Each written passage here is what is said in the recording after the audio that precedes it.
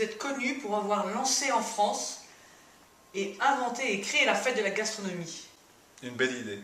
Une très bonne idée. Très bonne idée, Oui. qui a fonctionné tout de suite en France et qui commence à émerger maintenant aux États-Unis. Donc là, aujourd'hui, nous allons parler d'un point très particulier de gastronomie, qui est l'interdiction à partir du 1er juillet 2012 en Californie du foie gras. C'est-à-dire qu'on ne peut plus produire de foie gras et plus commercialiser de foie gras en Californie. Vous avez des idées, je pense, sur la question. C'est un non-sens parce que d'abord ça fait partie de notre culture, qu'ensuite c'est un mets qui est Et quand vous dites apprécié. notre culture, je m'excuse de vous couper, c'est pas notre culture française, c'est la culture culinaire pour le monde mondial. Bien sûr, la gastronomie mondiale. Le foie gras, c'est un élément majeur de la gastronomie. C'est d'ailleurs quand on interroge, je me souviens au moment de la fête de la gastronomie, quand on a lancé en France, on a interrogé les Français pour leur demander quel était leur plat préféré. C'est le foie gras.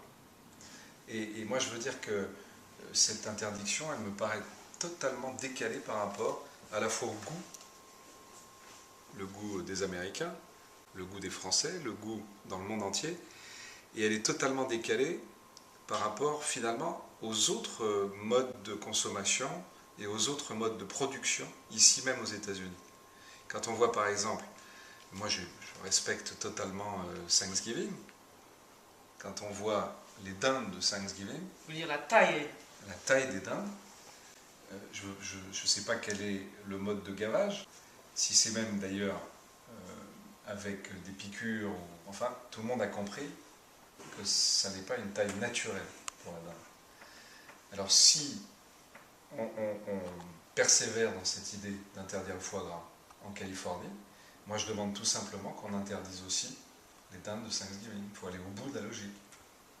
Mais on ne peut pas uniquement pour le foie gras prendre une décision de ce type, simplement, j'imagine, pour faire plaisir à quelques lobbies ou quelques associations qui doivent protester sur le mode de gavage des oies, alors même qu'il faudrait qu'elles aillent se rendre compte en France de la manière dont c'est fait, artisanalement, avec là aussi une vraie culture.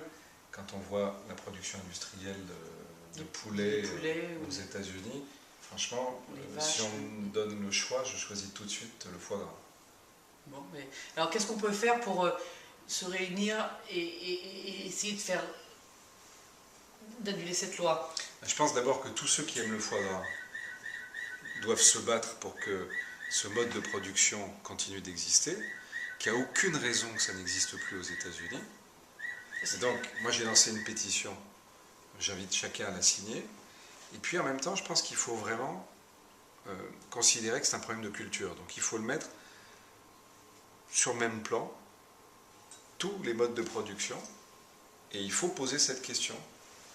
À partir du moment où vous voulez supprimer le foie gras par son mode de production, eh bien il faut aller au bout de la logique et supprimer Thanksgiving, et on va voir à ce moment-là comment va se transformer le débat en Californie.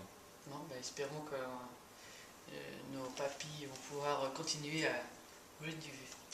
Honnêtement, Voilà. je pense que jamais une loi n'arrêtera le foie gras, et c'est ça la bonne nouvelle, jamais. Bon, ben, nous vous tiendrons au courant alors.